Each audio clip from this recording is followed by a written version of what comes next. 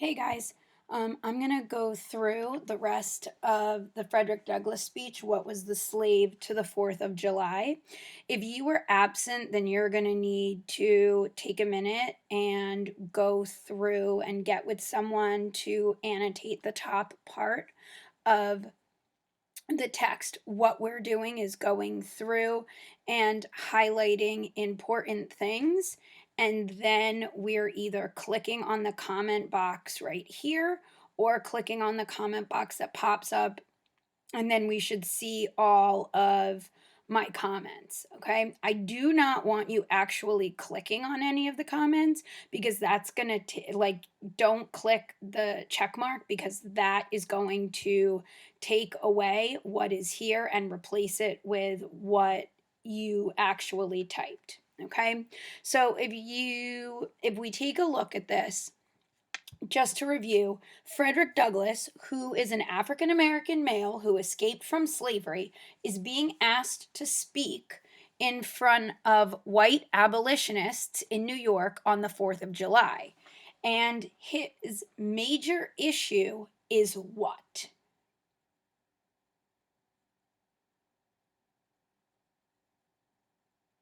His major issue is that these slaves are being forced to celebrate a holiday about freedom, and they are not free. So, what do we call that when there's a difference between what you think and what actually is happening? If you said irony, that's great. Okay.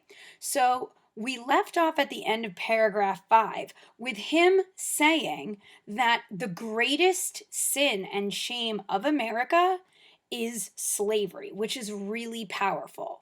So I'm going to go through and start with paragraph 6.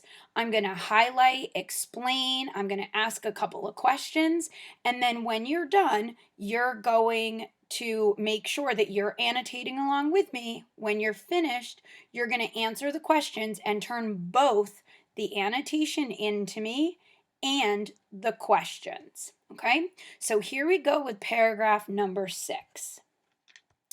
I will not excuse.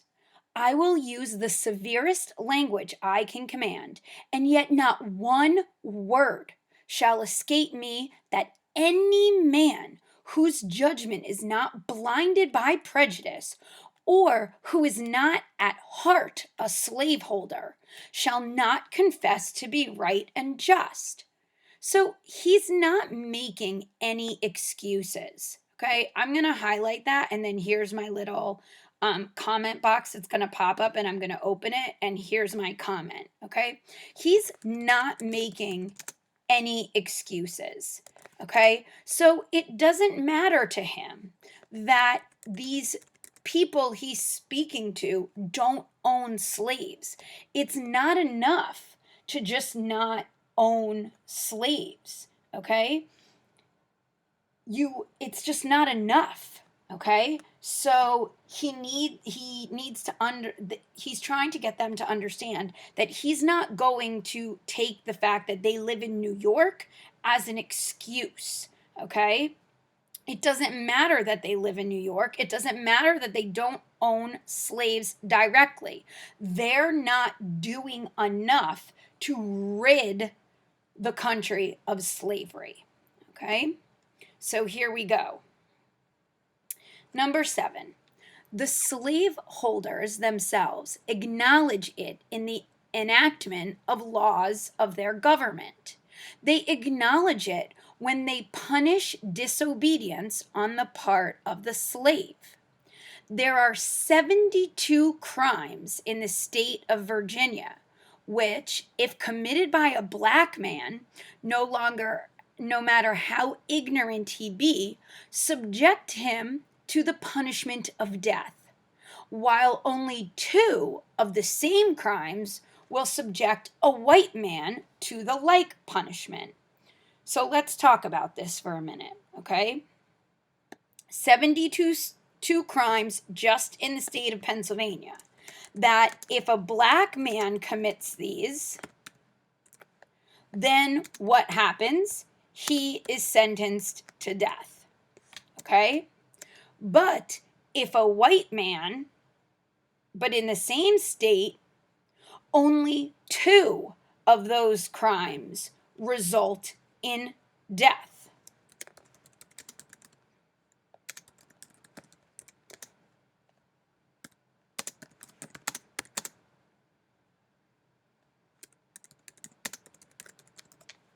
Okay, and when we're talking about death, by what means are we talking about death? How are they going to kill these people?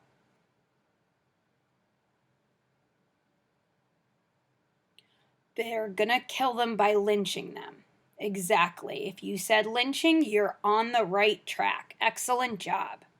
So here we go. What is this but the acknowledgement that the slave is a moral, intellectual, and responsible being? The manhood of the slave is conceded. It is admitted in the fact that the Southern statute books are covered with enactments forbidding under severe fines and penalties the teachings of the slave to read or to write. So he's now talking about the state of the manhood of a slave, okay? So his new argument is, well, the slave is a human being. And if he wasn't a human being, then there would be no penalties or fines if you taught a slave to read and write.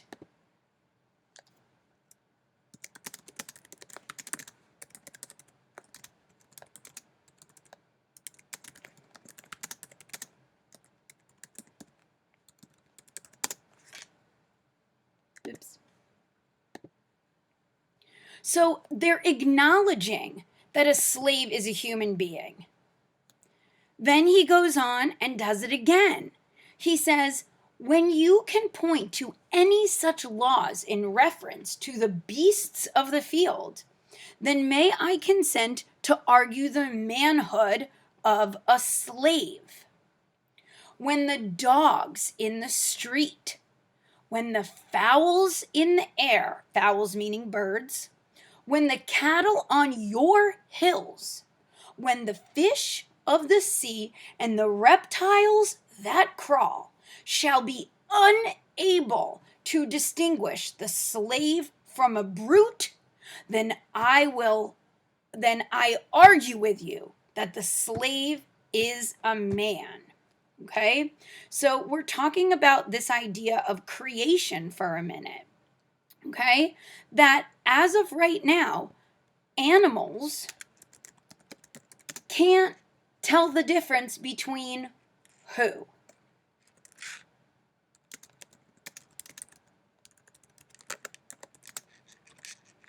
If you said between white and black, you are correct. Okay? Animals can't tell the difference between white and black. So why does it matter? It shouldn't matter. Paragraph 8. For the present, it is enough to affirm the equal manhood of the Negro race. It is not astonishing that while we are plowing and planting and reaping, using all kinds of mechanical tools, erecting houses, constructing bridges, building ships, working in metals of brass, iron, copper, silver, and gold, that while we are reading and writing and ciphering, that means deciphering, figuring things out, acting as clerks, merchants, and secretaries, have among us lawyers, doctors, ministers, poets, authors, editors, orators, and teachers, feeding sheep and cattle on the hills, living, moving, acting, thinking, planning, living in families as husbands, wives, and children, and above all, confessing and worshiping the Christian God and looking hopefully for life and immortality beyond the grave. We are called upon to prove that we are men. Oh boy, that's a big list, okay? So he's saying that these slaves are doing all of these things, okay?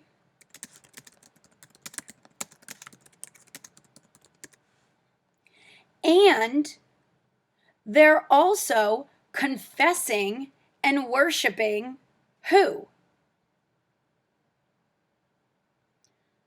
The Christian God, okay?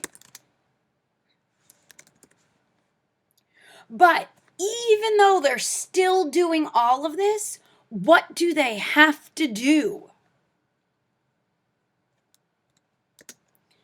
They still have to prove themselves as being human beings. Okay? That's the part that is making Frederick Douglass so furious.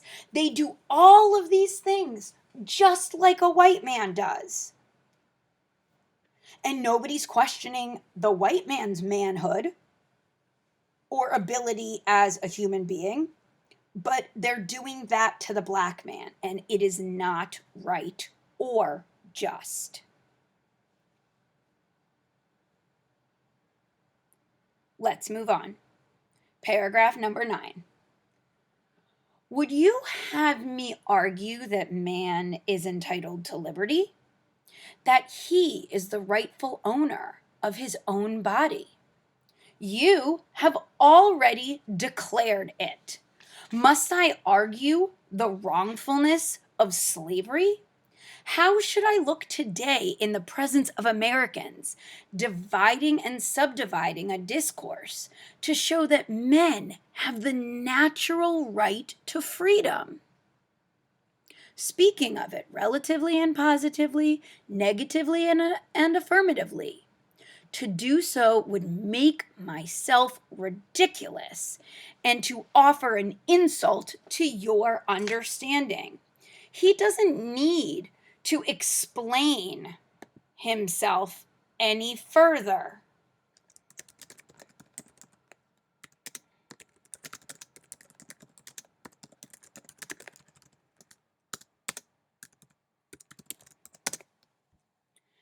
Okay, so then he comes up with this great sentence. There is not a man beneath the canopy of heaven that does not know that slavery is wrong.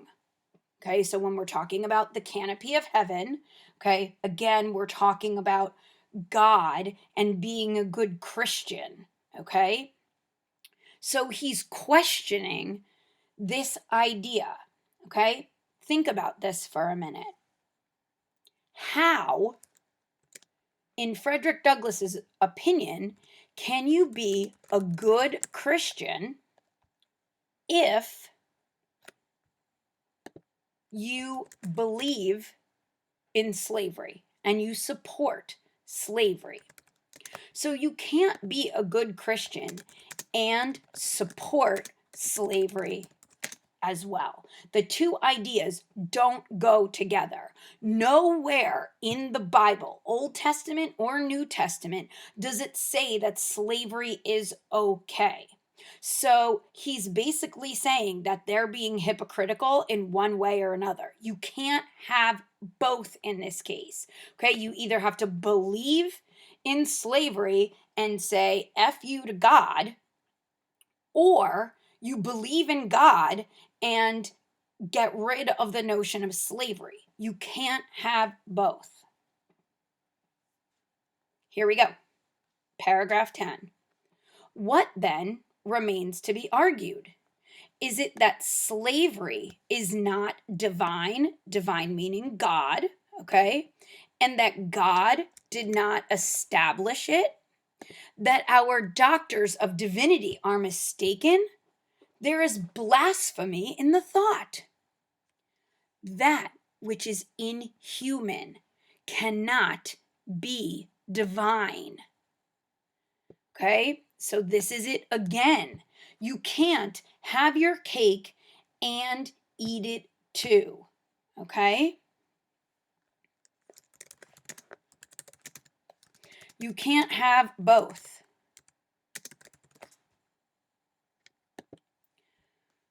Who can reason on such a proposition? They that can may. I cannot. The time for such argument is past. The feeling of the nation must be quickened. The conscience of the nation must be roused. The propriety of the nation must be startled.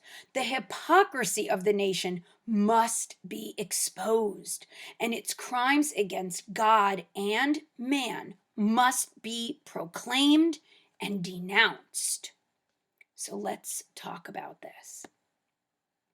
He uses a bunch of action words here: quickened, roused, startled. What other ones can you find?